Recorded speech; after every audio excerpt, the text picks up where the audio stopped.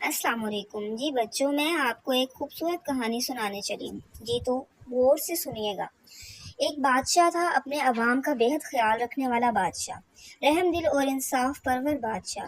اس کے 3 بیٹے تھے۔ جب بادشاہ بوڑھا ہو گیا تو اس نے تینوں شہزادوں کو اپنے پاس بلایا اور کہا، میرے بچوں، تم دیکھ ہی رہے ہو کہ اب میں بہت بوڑھا اور کمزور ہو گیا ہوں اور حکومت کی ذمہ داریاں زیادہ دنوں تک سنبھال نہیں سکتا۔ میں چاہتا ہوں کہ اب تم میں سے کوئی حکومت کی اس ذمہ داری کو سنبھال لے۔ تینوں شہزادے سعادت مند بیٹے تھے۔ تینوں نے کہا، آپ جسے مناسب سمجھیں یہ ذمہ داری سونپ دیں۔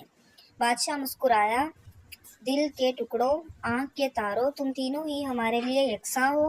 ہم تم میں سے کسی ایک کے ساتھ بھی ناانصافی نہیں کرنا چاہتے۔ بادشاہ تھوڑی دیر تک خاموش رہا۔ شہزادوں نے سوالیہ نگاہوں سے اپنے بادشاہ باپ کو دیکھا۔ بادشاہ نے کہا، ہم نے ایک بہت بڑا گودام تعمیر کروایا ہے اور ہم اس میں عوام کے لیے سب سے ضروری چیز کا ذخیرہ کرنا چاہتے ہیں۔ تم تینوں میں سے جو بھی اس گودام کو اس ضروری چیز سے بھر دے گا، ہم اسی کو اپنا تخت اور تاج سونپ دیں گے۔ وہ کیا چیز ہے ابا جان؟ تینوں شہزادے ایک ساتھ بولے۔ بادشاہ ہنس پڑا، یہی تو تمہاری آزمائش ہے۔ خزانے سے جس قدر دولت چاہتے ہو لے لو اور آج ہی اس چیز کی تلاش میں نکل جاؤ۔ ہمیں اپنے تینوں بیٹوں پر بھروسہ ہے کہ ہماری خواہش ضرور پوری ہوگی۔ تینوں شہزادے الگ الگ سمتوں میں سفر پر روانہ ہو گئے اور تقریباً 1 ماہ بعد تینوں شہزادے ایک ساتھ واپس آ گئے۔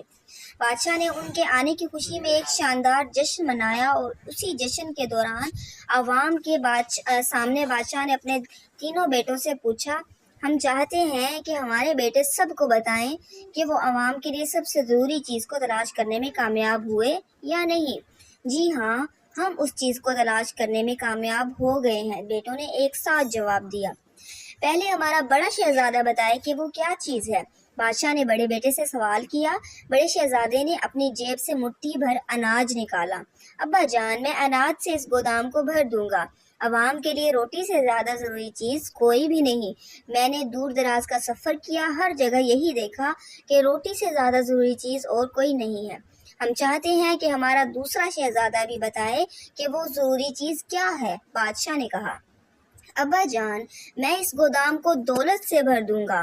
دوسرا بیٹا بولا، دولت کے بغیر کچھ بھی ممکن نہیں ہے، اس لیے دولت سے زیادہ ضروری چیز کوئی بھی نہیں ہے۔